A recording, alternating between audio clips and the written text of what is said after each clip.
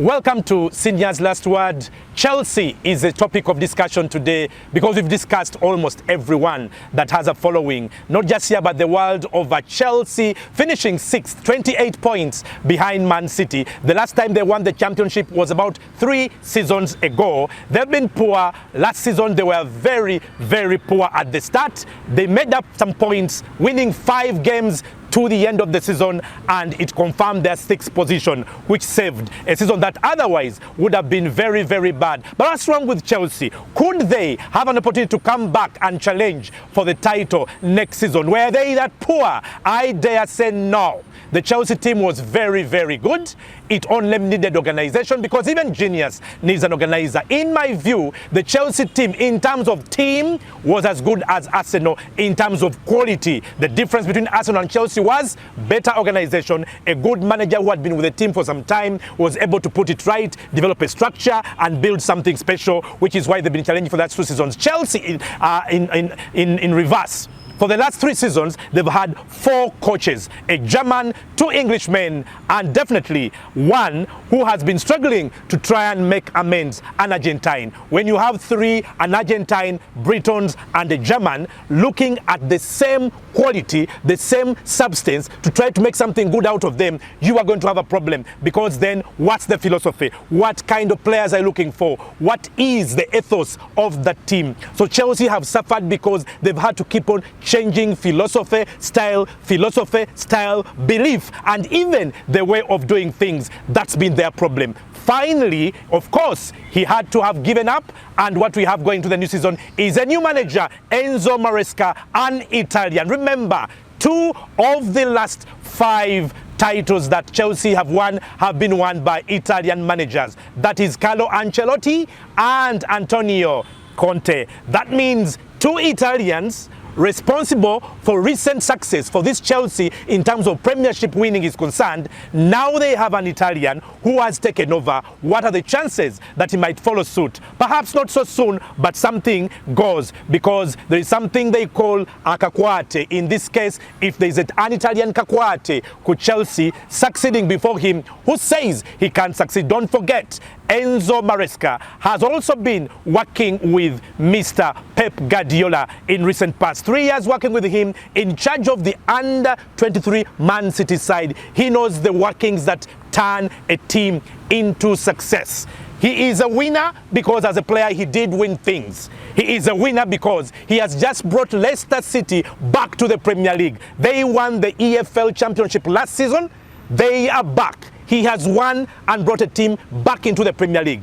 Can he use that to push Chelsea and catapult them to fame once more? That's where we're going to focus on. But don't forget, you've got to subscribe to Senior's Last Word. The team that last won the title in 2016-2017, what a squad they had.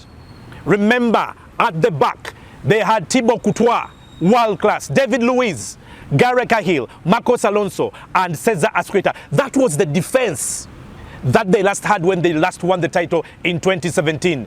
In midfield, my goodness, they had N'Golo Kante, Nemanja Vidic. Those 2 as defensive midfielders in a holding role, they were impregnable. They created the foundation that Chelsea used to go and score goals. They had Willian and Fabregas. So Fabregas and Willian, the Brazilian, were doing the offensive part of Chelsea's play, attacking midfielders, creating, scoring, passing. N'Golo Kante and Nemanja Vidic were doing the defense, the defensive role, shielding the defense. Now, this is the quality of Chelsea that last won the title. And of course, the strikers, Diogo Costa, who scored 20 goals in that title-winning season. And then Eden Hazard, who can forget Eden Hazard, twice Footballer of the Year in the Premiership. He scored 16 goals that season. And Pedro, of course. What I'm trying to bring on the table is to tell you that with Antonio Conte, an Italian, in charge in 2016 and 2017, he was taking charge of a very, very good Chelsea side. It was a world-class setting. That's what they had. Compared to the Chelsea of today, the one that was trying to contest for something last season and the season before, of course the gap is huge. But how good is this Chelsea side? They finished 6th last season. What's the quality? In my view, is that quality competent enough to compete without having to add. I dare say they should add something, especially in attack. Elsewhere, perhaps 2 centre-backs. Why? I look at this Chelsea side, guys, it is good. Look at their midfield. If you consider the players in midfield for Chelsea today, Colo Gallagher, Raheem Sterling, Enzo Fernandez, Moses Caicedo, Maolo Gutso, and Mudryk, how bad are they? Compare it to Arsenal's midfield. I will tell you, bar Rice and Martin Odegaard, the rest of them, they're at par with Arsenal. Ladies and gentlemen, most of the creativity that this current Chelsea side has seen has been thanks to their midfield. Because Cole Palmer, my word, he didn't just score 22 goals. He assisted 11 times. Did you know that Cole Palmer, the 21-year-old, contributed the most in the entire Premier League? 33 goal contributions that he brought on the table in his first season with Chelsea. Yes, more goals contributions than who? Erling Haaland, Mohamed Salah, Phil Foden, and whoever else you can bring in the mix. This young man had the most creativity, the goals that he scored. That's why he normally featured more as an attacking midfielder, even though we know he was a winger come striker. That's how good this Chelsea side is. They're not bad. Nicholas Jackson, 14 goals and 5 assists, 19 goals contribution.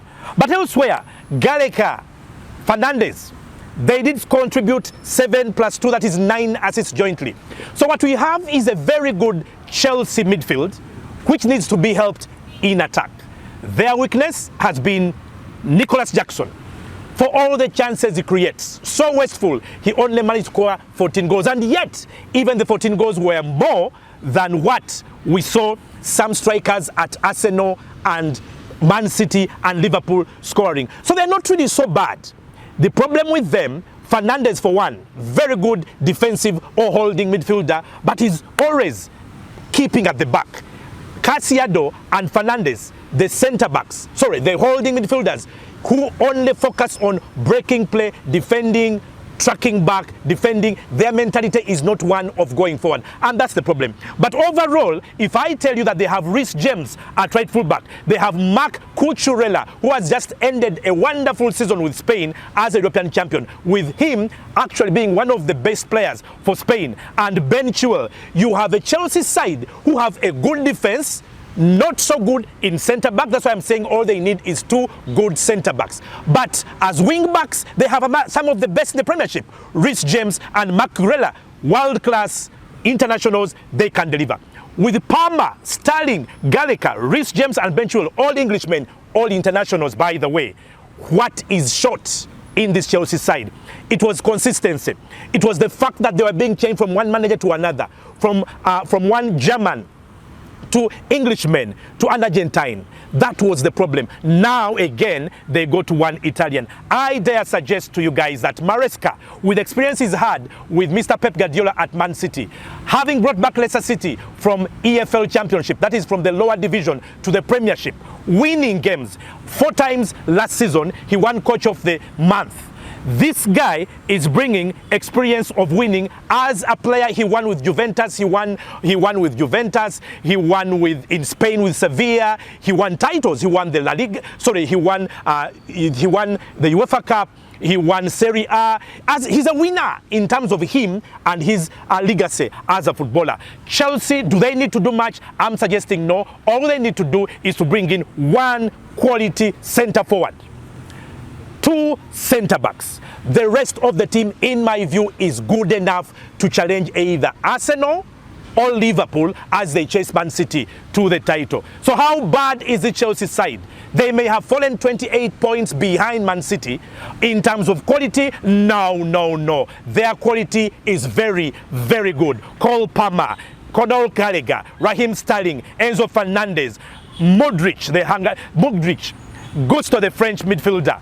These guys are good. Reece James, Ben Chilwell, their team is not that poor. they have quality. All they need to do is to bring stability in this setup. All they need to do is to believe that Angel Maresca, the new manager, will use the experience and the teachings he's had from Pep Guardiola. Remember, Pep Guardiola's influence already has extended to Arsenal because Arteta is applying whatever he learned from Guardiola and is being a nightmare there. Now, another man who has come under the arms of Pep Guardiola, Enzo Maresca, has joined in. These guys know how to do it. These guys know the steps that they have to use. They know the weaknesses of Man City. They know what they have to do to challenge. I think for me, Chelsea this season is going to be something. They've got a manager who knows what they are competing against. They have a quality side. If they are given stability and add 1 or 2 players, this Chelsea side for me is as good as Arsenal in terms of quality, and yes, as good as Liverpool in many areas. They are going to join in and challenge Man City and push them for the title. And that's my last word.